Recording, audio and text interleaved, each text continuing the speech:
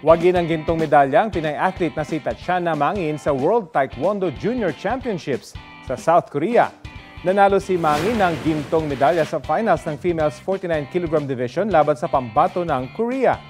Makasaysayan ang pagkapanalong yan dahil si Mangin ang unang Pinay na nanalo sa naturang kompetisyon. Yan palang din ang ikalawang ginto ng Pilipinas sa loob ng 28 taon ng kompetisyon. Ang una ay nakuha sa inaugural game noong 1996 sa Barcelona, Spain. Mula sa makasaysayang laban niya sa World Taekwondo Junior Championships kung saan nakuha niya ang gold medal, kausapin natin fresh from South Korea si World Taekwondo Junior Championships gold medalist Tatiana Mangin. Magandang umaga at welcome sa Balitang Hali. Magandang umaga po. Anong pakiramdam na historic win ang panalo mo? First Pinay at first gold medal in 28 years sa World Taekwondo Junior Championships. Unang-una po is sobrang tuwa ko po and mixed emotions po yung naramdaman ko po nung time na yun dahil after 28 years po, nanalo po ulit yung Pilipinas ng gold medal sa World Junior Championships. Gaano katindi yung pressure sa'yo na South Korea mismo yung kalaban mo sa finals? Alam natin, unang-una sa kanila nagsimula yung sport na yan at sila yung isa sa pinakamagagaling sa larangan ng Taekwondo. For me po, parang inisip ko na lang po na nandyan naman po yung teammates ko, mga coaches ko po na nagsusupport din po sa akin. Kaya hindi po ako ganun na pressure nung nasa court na po ako and parang inano ko lang po yung mind ko na maging kalma and gawin ko po yung dapat kong gawin.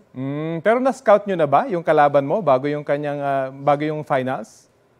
Opo, pinanood ko na po yung laban niya nung semis po kaya nabasa ko na rin po yung galaw niya. So medyo naging confident ka. Pero ano yung naging biggest challenge mo sa pagsali sa kompetisyon?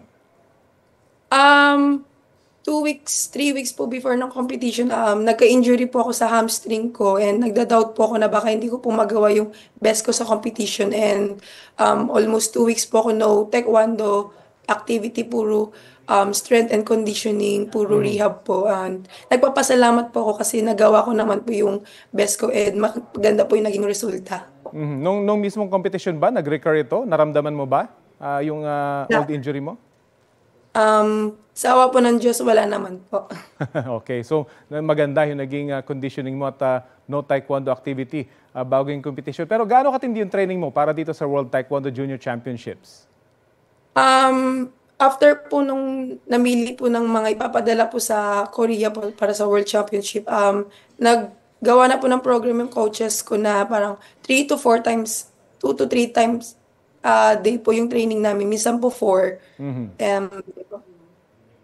Ano susunod para sa'yo? Of course, may mga competition ka pa after this. For this year po, siguro ito po yung last international competition ko po for this year. And next year po, hopefully po, mapili pa rin po ako i-represent yung Philippines po sa senior team dahil marami pong competition next year. Isa na po doon yung SEA Games, World Championships. So sa senior ka na? Opo.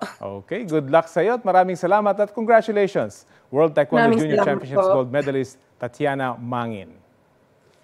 Kapuso, alamin ang maiinit na balita. Bisitahin at mag-subscribe sa GMA Integrated News sa YouTube. Sa mga kapuso abroad, samahan niyo kami sa GMA Pinoy TV at sa www.gmanews.tv.